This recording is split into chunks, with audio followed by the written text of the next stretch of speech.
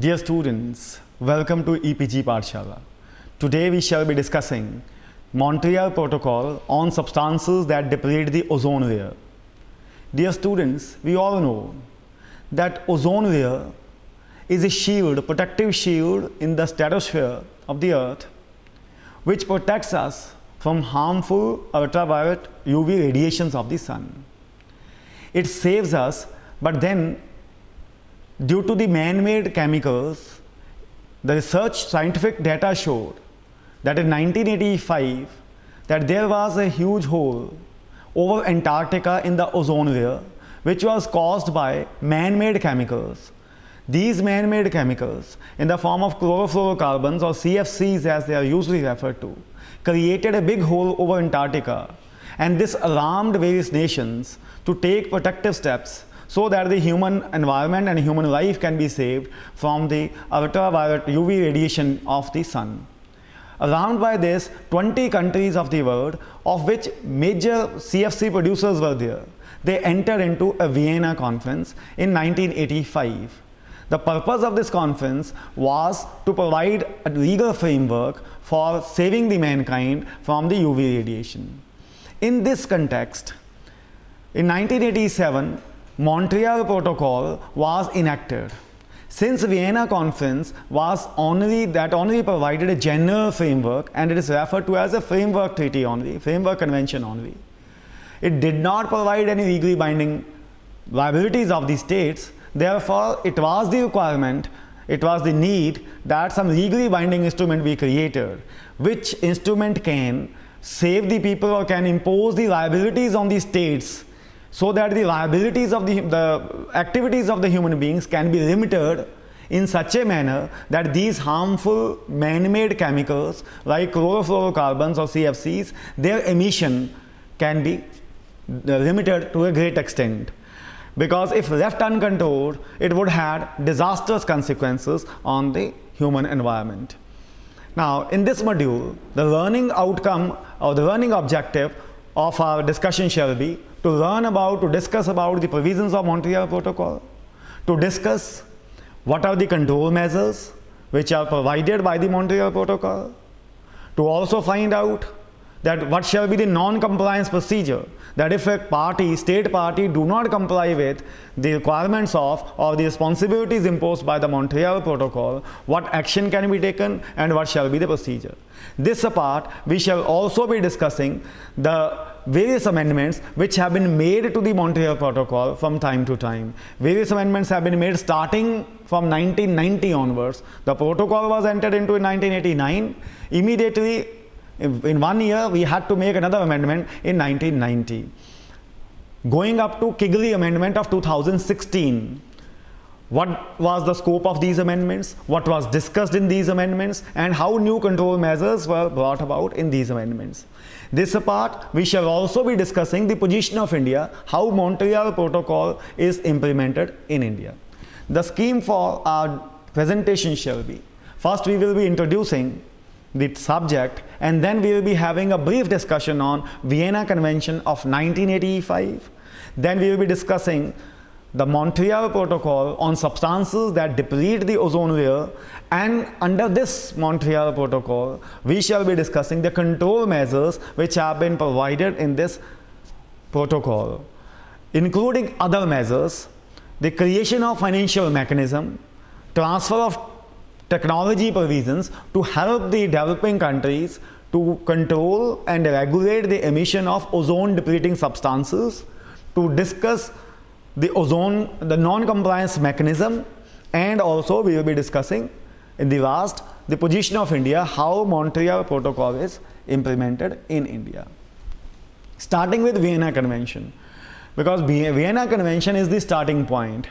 It is as we said, it is a framework convention. It lays down the general framework and it provides a classification. It basically provides for the future years a framework where the countries, the state parties which have ratified this convention, they can make research, they can be committed to make research on the causes of ozone, causes of depletion of the ozone layer, the effects of the depletion of ozone layer. Because if we look at the scenario in 1985 when the hole in the ozone layer was discovered, much of the scientific data was not available. And therefore, the credit absolutely goes to the negotiators at that point of time who were able to convince the countries to come together and enter into a convention, to enter into this kind of a treaty in the absence of reliable and certain scientific data. It was very difficult, of course, and it was not an easy walk in the garden. As soon as the Vienna Convention was thought to be entered into, there were resentment from the producers because they were saying that we are making environmentally safe products and there is no reliable data, certain data, which shows that the chemicals or the products which are made by them, that is causing depletion of ozone layer. However, as we said, that the negotiators were able to enter into a convention or treaty in 1985, which was signed in 1985 and which was entered into force on 22nd of September 1988 between 20 countries. The main aim of this Vienna Convention is to promote cooperation among nations regarding depletion of ozone layer and to promote research and information exchange on the impact of human activities on ozone layer. This convention aims at having a legislative measure in the future, so it provided a framework that in future there can be legislative measures to curb the activities which deplete the ozone layer. But then, as we said, it was a general framework convention.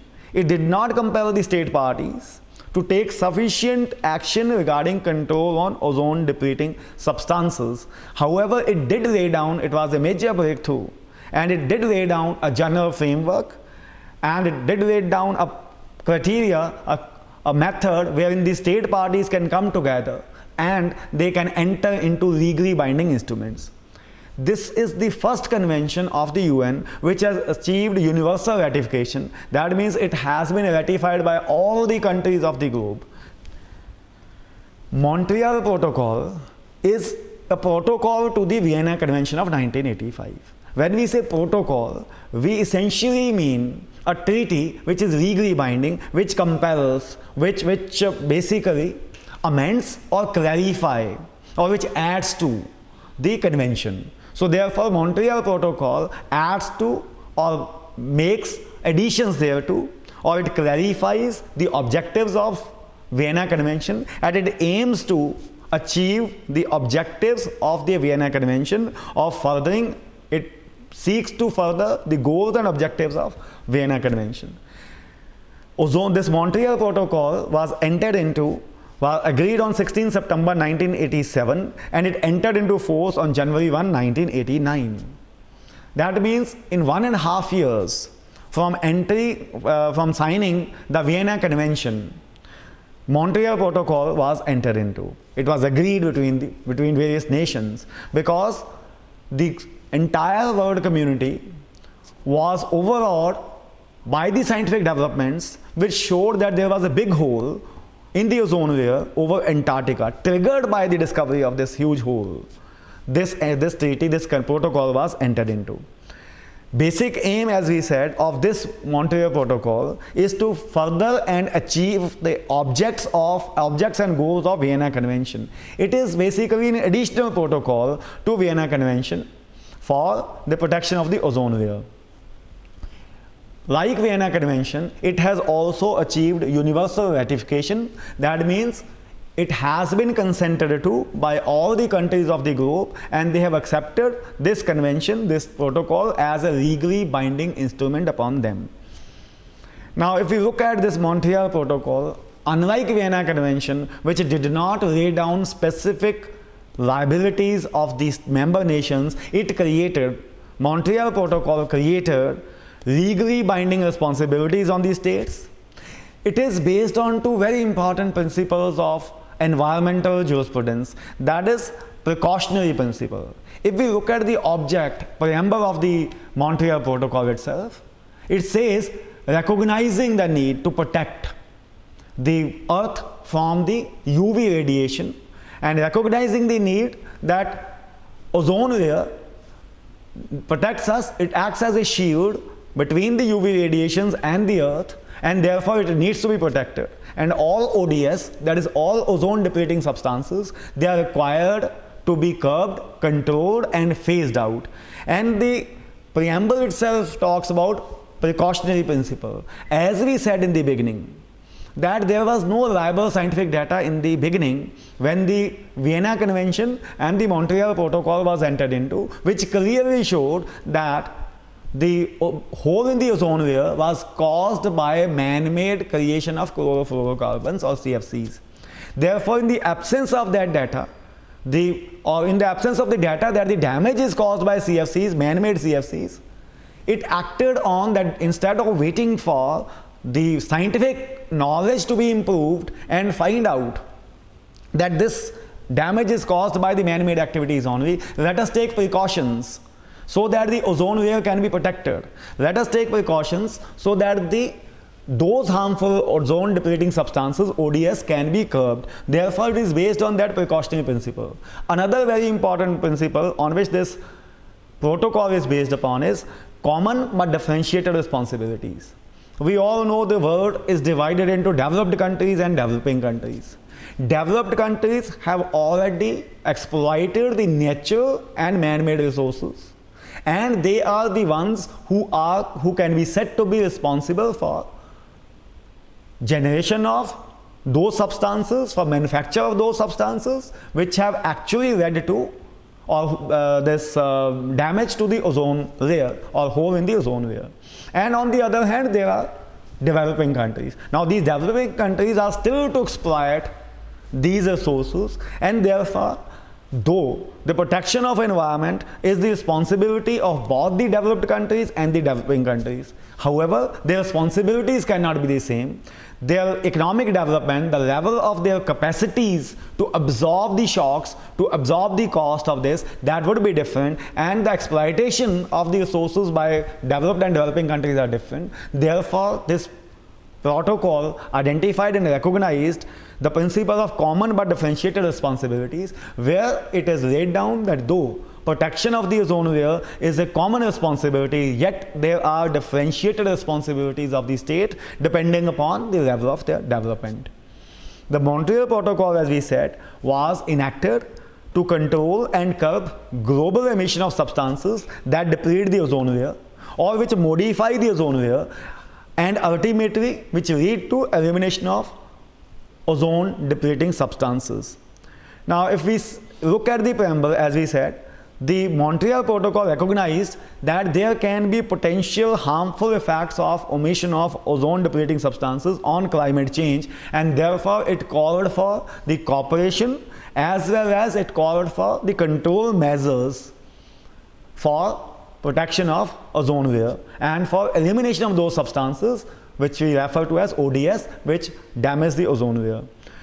If we look at this protocol, we find that the special provisions have been made for developing countries. When we will be discussing the control measures, we will find that different schedules have been prescribed for developed countries and for developing countries. For developed countries, the controls call for the elimination of ODS at a much earlier time than those are prescribed for the developing countries. That means they have been given leverage of around 10 years in various provisions for elimination of ozone depleting substances. Not only this, the protocol has established under the London Amendment a multilateral fund to help the developing countries to meet their obligations under this protocol. This apart, this protocol is a very flexible legally binding instrument. It provides for adjustments. Those adjustments can be made without referring it to MOP. The ratification is not required of the members of the meetings of the parties. All the parties of this convention, this protocol, need not ratify when an adjustment is made. There is a difference between adjustment and amendment. Amendment would need the ratification of all the parties or who have signed and ratified this Montreal Protocol, whereas the adjustment do not need the ratification by the parties. It is within the authority given to the meeting of parties that they can make adjustments, and those adjustments would automatically become applicable on all the member states. If we look at the Montreal Protocol, as we said, the basic purpose is to eliminate ozone depleting substances.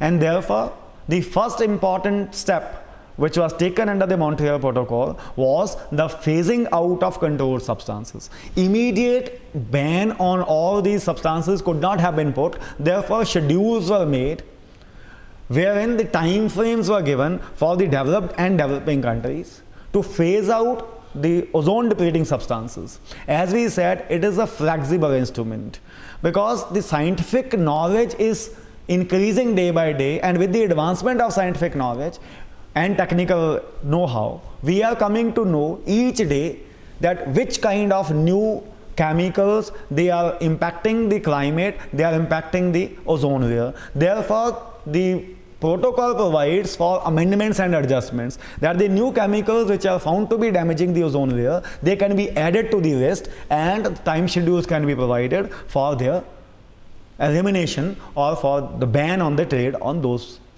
substances. So as we said, that this protocol has created provisions in the form of articles 2A to 2J and has inserted annexes A, B, C, E and F, which provide the time frame for phasing out of controlled substances. These controlled substances are those substances which are found to having an adverse effect on the ozone layer, or which we refer to as ODS, ozone depleting substances, or which are found to have an adverse effect on the climate.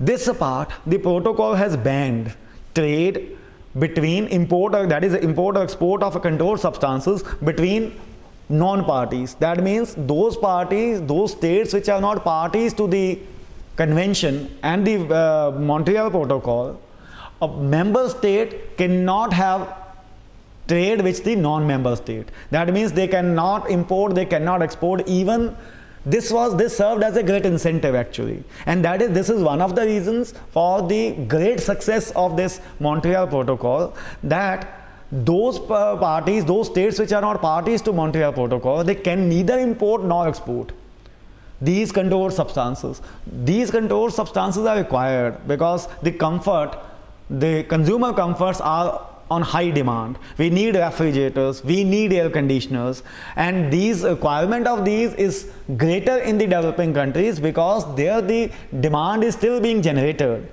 and therefore if they are unable to import or export these substances, controlled substances, they find themselves at a disadvantaged position. And that is why, as we said, that this is one of the reasons for the great success of this Montreal Protocol. Similarly, apart from ban on trade, that is import or export of these controlled substances with non-parties, if we look at Article 4A of the protocol, we find that if a party is unable to, the party to this protocol is unable to cease production of any controlled substance, then in that case it is required to ban the export of the used, recycled and reclaimed quantity of that substance, except for the purpose of destruction. That means even if it is due to domestic reasons, despite taking all efforts, it is unable to cease the production of any controlled substance, it cannot export even the used or recycled or reclaimed quantity of that substance, except for the purpose of destruction of that substance. The protocol has put up a liability of states to introduce the system of licensing of import and export of new, used, recycled and reclaimed controlled substances. If we look at Article 4B, now the purpose of Article 4B is to stop illegal trade and to ensure that the trade of controlled substances which are mentioned in annexes, that takes place only, and to regulate that takes place only with the member states, and that takes place through a system of license. That means each nation should introduce licensing policy and should inform the secretariat of the protocol, that is Ozone Secretariat, about the system of licensing which they have introduced, so that number one, the data can be collected as to the import and export, the trade in controlled substances, and secondly their disposal and the emission levels can be regulated, curtailed and curbed. As we said, Article 7 is providing for recording of data and reporting that data to the Ozone Secretariat. All the member nations are required to supply it to the Ozone Secretariat, the emissions of various controlled substances. This part, Article 9, calls for research, development, public awareness, and exchange of information. And for this purpose, Article 9 solicits cooperation of the parties so that there can be research and development on the causes and effect of ozone depleting substances, and public awareness is created regarding the same, and whatever technical advancements have taken place regarding knowledge of ODS, that be shared. There is information exchange between the developed countries and developing countries. This article provides that for finding out the best technologies for improvement, recovery, recycling or destruction of controlled substances and for controlling their emissions, the cooperation and information exchange between the developed and developing countries is required. And this protocol also calls for alternatives to controlled substances. That means information exchange shall take place on what can be viable alternatives to these controlled substances.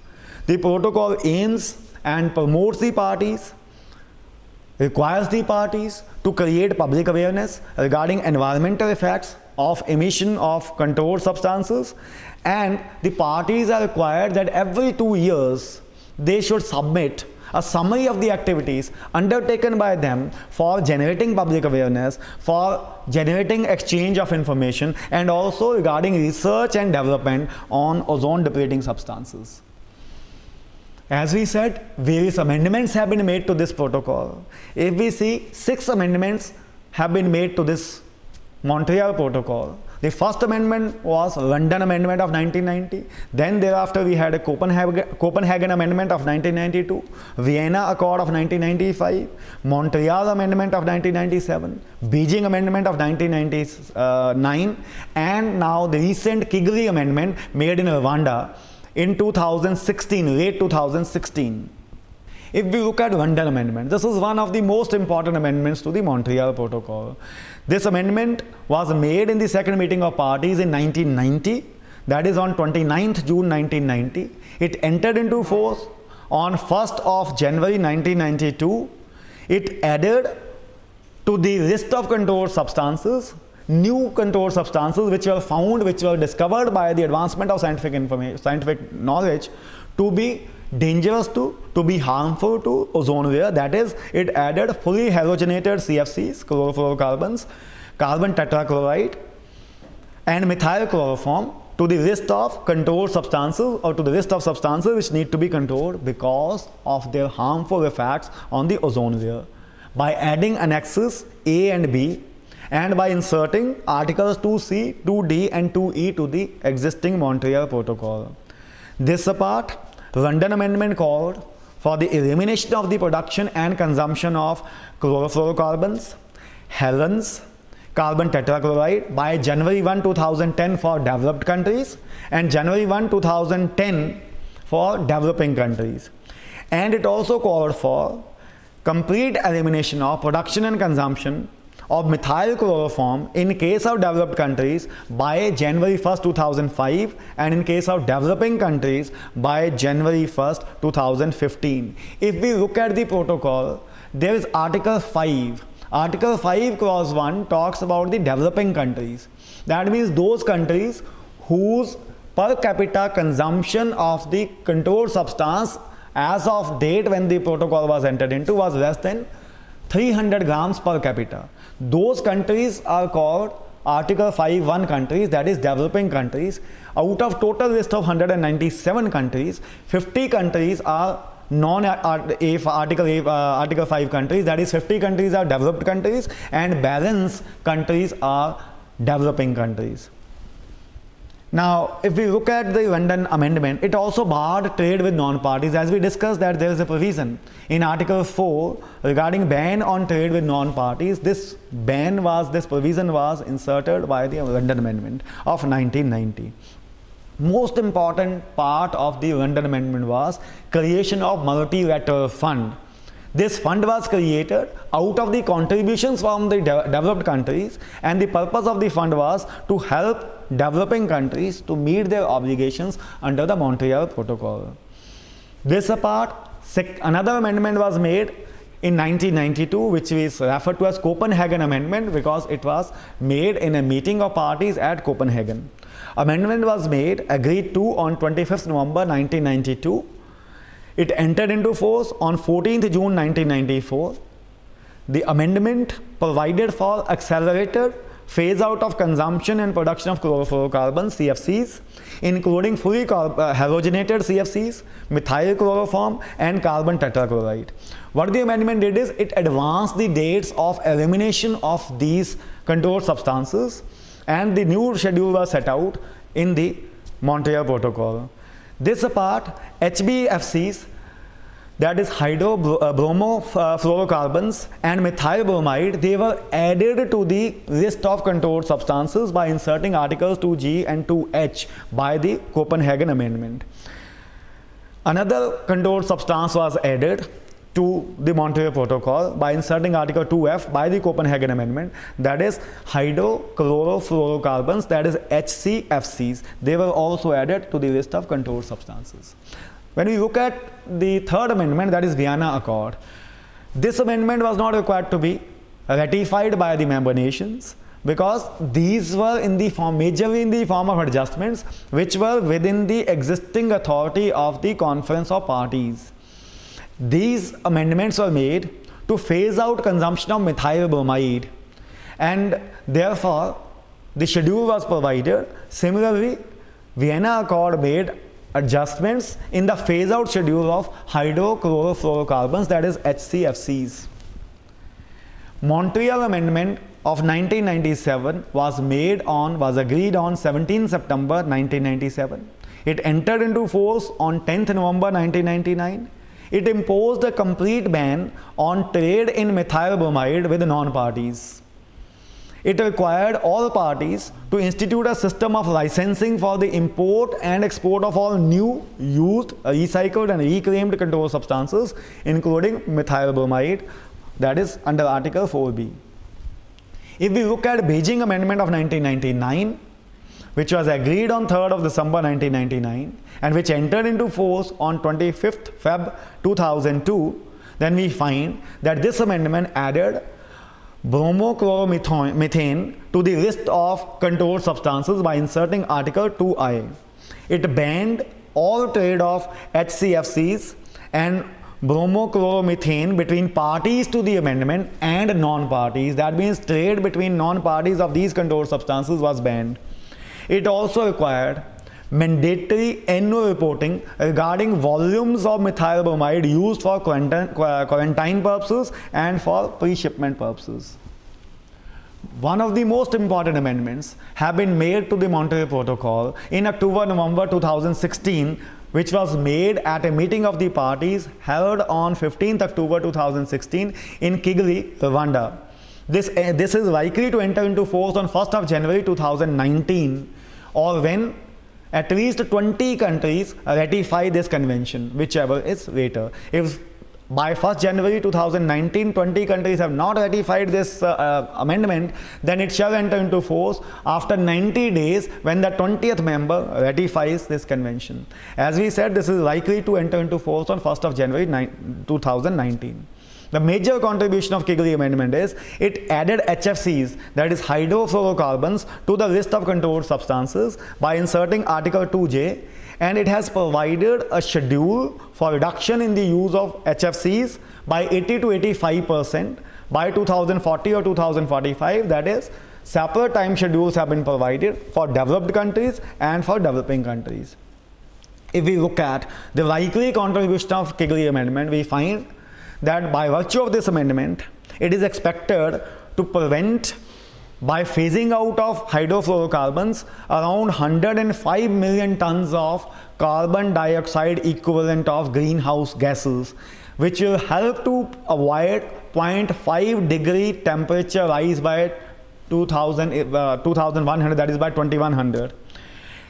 Another important step taken by the Kigali Amendment is that all HCFCs, that is all HCFC facilities which are producing HCFC 22, hydrochlorofluorocarbon 22, they are required to destroy HFC 23 byproducts from 2020 to the maximum extent possible, because these are super greenhouse gases which are having a huge impact on the climate change. Though these are not leading to depletion of the ozone layer, but these were introduced as substitutes of CFCs. But then the scientific data has shown, the latest studies have shown that though these are not damaging the ozone layer to that extent, these are safe, but then they are responsible for global warming and climate change. Hence, the Montreal Protocol, by way of Kigali Amendment, has sought to phase out and eliminate these products and put these products in these substances in the list of controlled substances. We all know that we have a United Nations Framework Convention on Climate Change. So let us see the relationship between UNFCCC and the Kigali Amendment. Since UNFCCC is also dealing with climate change, and there are provisions where the parties have made commitments under Articles 4 to 12 of this Framework Convention on Climate Change, Kigali Amendment is not going to affect those commitments, and therefore under that United Nations Framework Convention on Climate Change, HFC emissions are required to be reported under that convention by virtue of Article 4 to 12 of that UNFCCC. However, consumption and production will be controlled under the Montreal Protocol, that is under the Kigali Amendment. Therefore, the reporting shall continue to be there regarding emissions under that UN Framework Convention on Climate Change, whereas the control measures of the Montreal Protocol, they shall be applicable.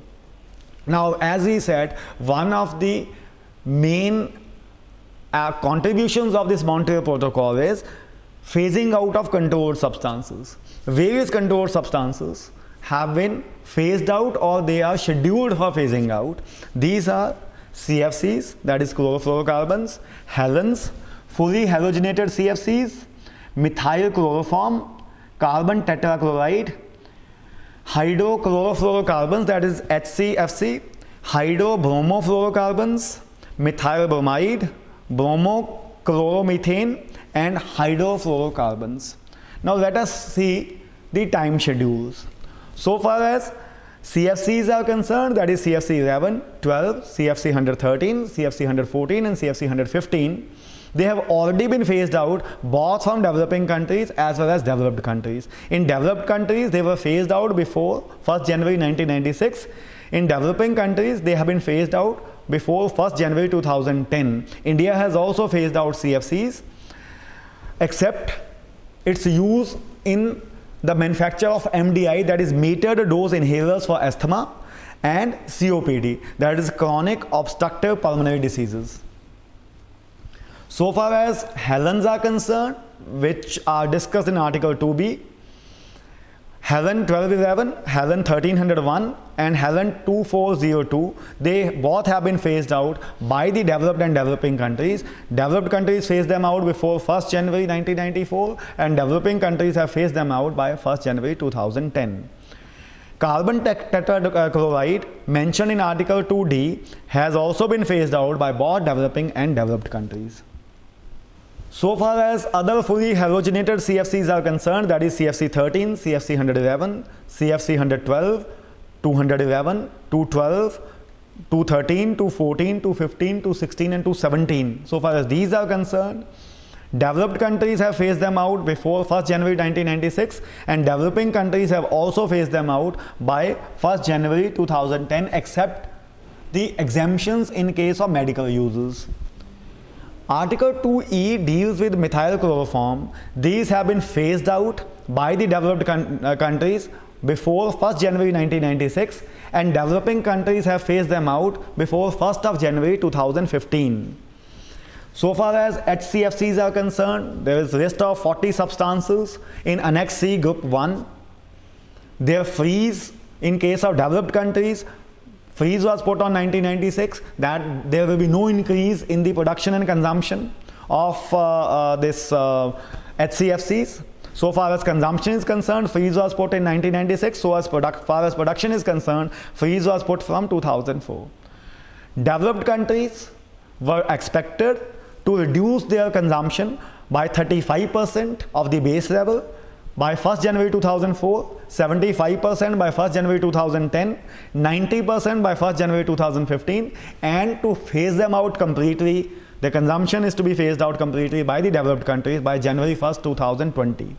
So far as developing countries are concerned, they were expected to freeze both consumption and production of HCFCs by 2013, and they are required to cut down the consumption of HCFCs by 10% up to 1st January 2015, 35% up to 1st January 2020, 67.5% up to 1st January 2025, and 100% by 1st January 2030. That means developing countries have to phase out completely HCFCs, group 1 annexes, which are referred to as hydrofluorocarbons, chlorofluorocarbons. Now by 2020, whereas developed countries were required to phase them out, the consumption of these substances by 2020. So the developing countries have 10 years leverage for phasing them out. If we look at Article 2F, that is the production of these hydrochlorofluorocarbons, developed countries had to put a freeze by 2024, and they had to reduce the production of these substances by 75% by January 1, 2010, 90% by January 1, 2015, and 100% up to January 1, 2020. Developing countries, they had to put a freeze on the production of these substances by 2013 to reduce the production from the base level by 10% up to January 1, 2015, by 35% up to January 1, 2020, by 67.5% up to January 1, 2025, and to completely stop the production, eliminate the production by January 1, 2030. If we look at 2G, that is hydrobromofluorocarbons, that is HBFC 22B1, these have been completely phased out by developed and developing countries before 1st of January 1996. Similarly, methyl bromide, mentioned in Annex E, Article 2H, they have been phased out by the developed countries before 1st January 2005 and by developing countries before 1st of January 2015. Bromochloromethane, Article 2I, has been phased out before 1st January 2002 by the developed countries, and the same has been phased out by the developing countries by the same date.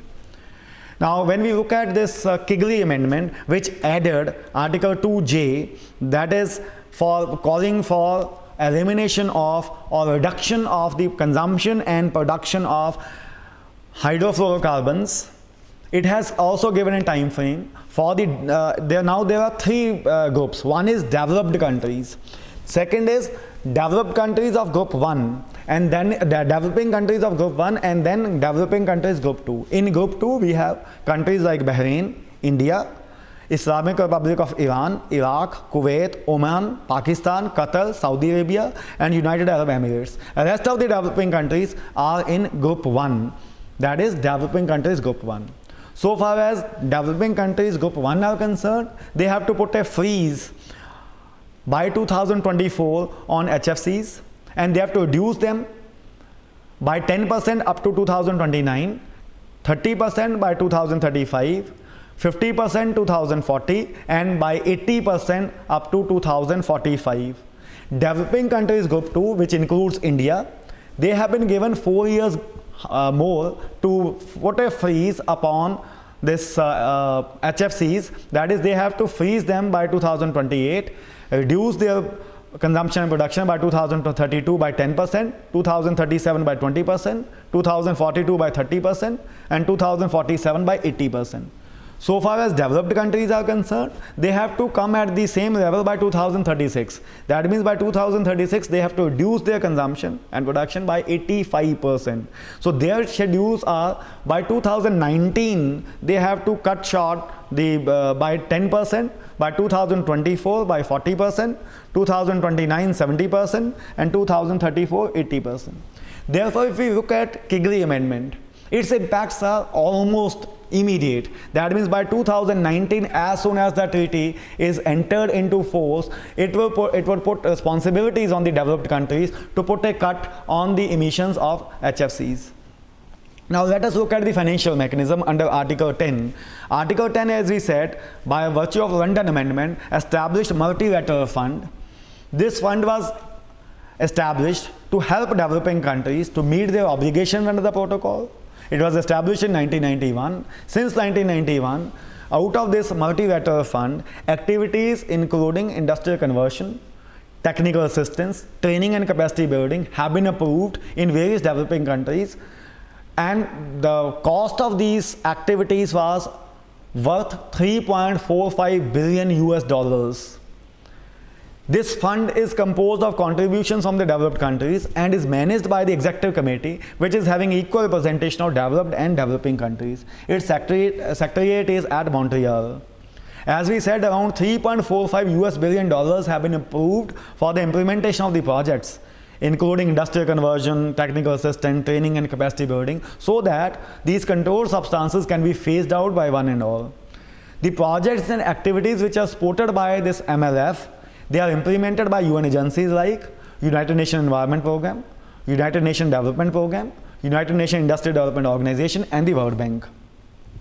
Protocol also contains transfer of technology provisions in Article 10A with a view to help those parties which are Article 5.1 parties particularly, that is which are developing countries.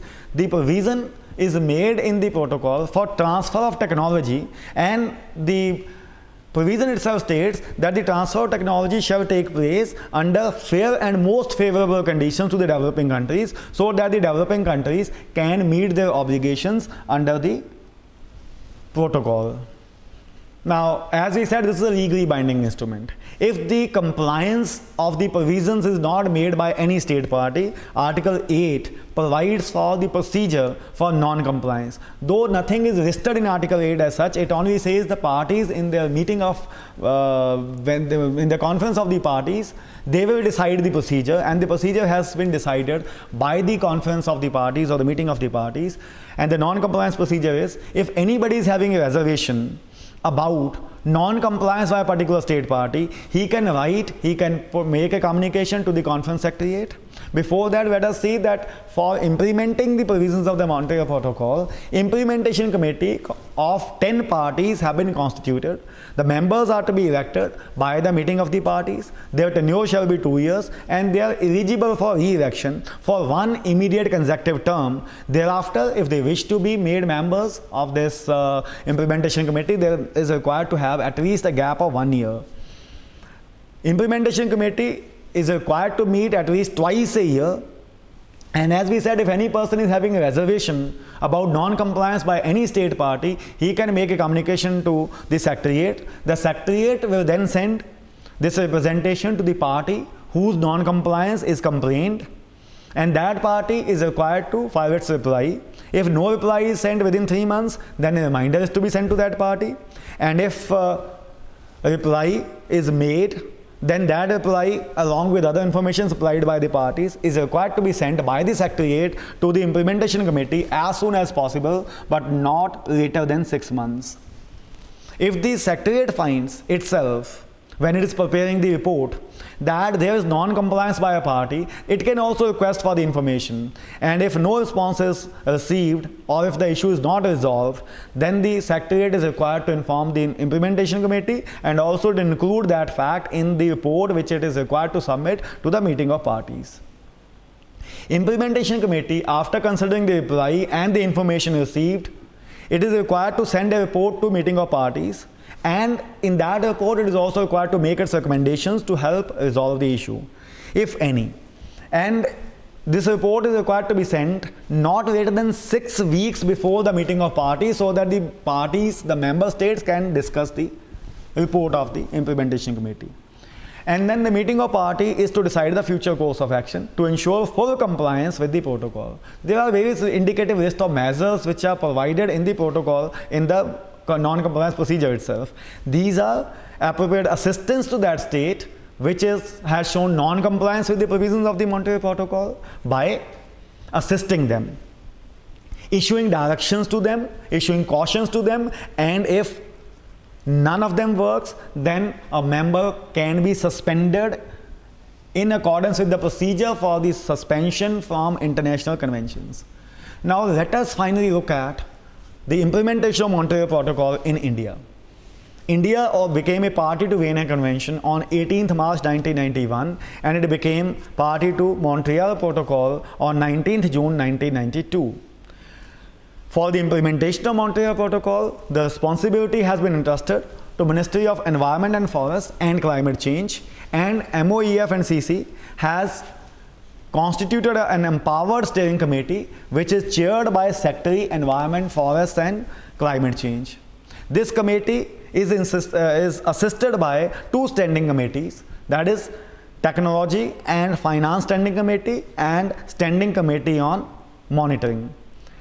The Ministry of Environment, Forest and Climate Change has also established Ozone Cell for the implementation of the provisions of Montreal Protocol, and MOEF has also prepared a detailed country plan in 1993 itself to phase out ozone depleting substances. India has met its obligations, complied with its obligations under the Montreal Protocol, and has phased out the production and consumption of chlorofluorocarbons, CTCs, halogens. These have already been phased out by 1st January 2010, except their use in pharmaceutical matters, and that too in manufacturing of meter dose inhalers, MDIs for asthma and other diseases. India has also phased out production and consumption of methyl chloroform and methyl bromide. With the help of multilateral fund established under the Montreal Protocol, 304 projects have been approved and funded by the Executive Committee of this multilateral fund for implementation of the Montreal Protocol. A total amount of 27 crore 93 lakhs 42,203 US dollars has been approved by the Executive Committee of the Multilateral Fund to phase out 58,980 ODP tons of ozone depleting substances.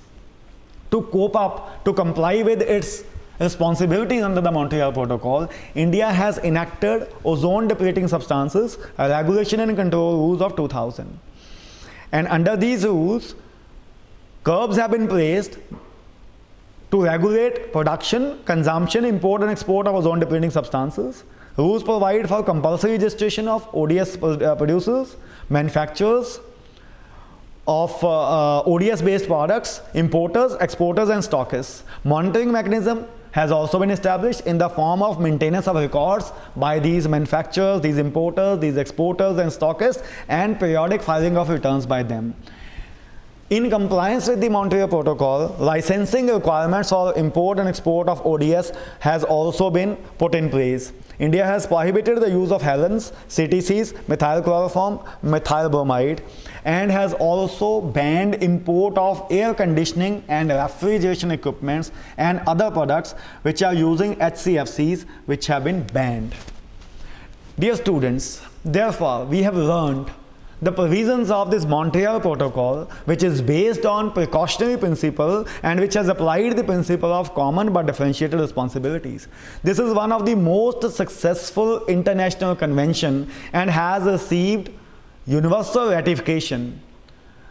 We all know we had a Paris Agreement which is likely to come into force in 2020, much celebrated Paris Agreement. But if you compare Paris Agreement and Montreal Protocol or the Kigali Amendment and the Paris Agreement, whereas Paris Agreement does not legally bind countries to their promises to cut emissions, the Montreal Protocol as amended will bind the parties to reduce their HFC reduction schedules from January 2019 itself.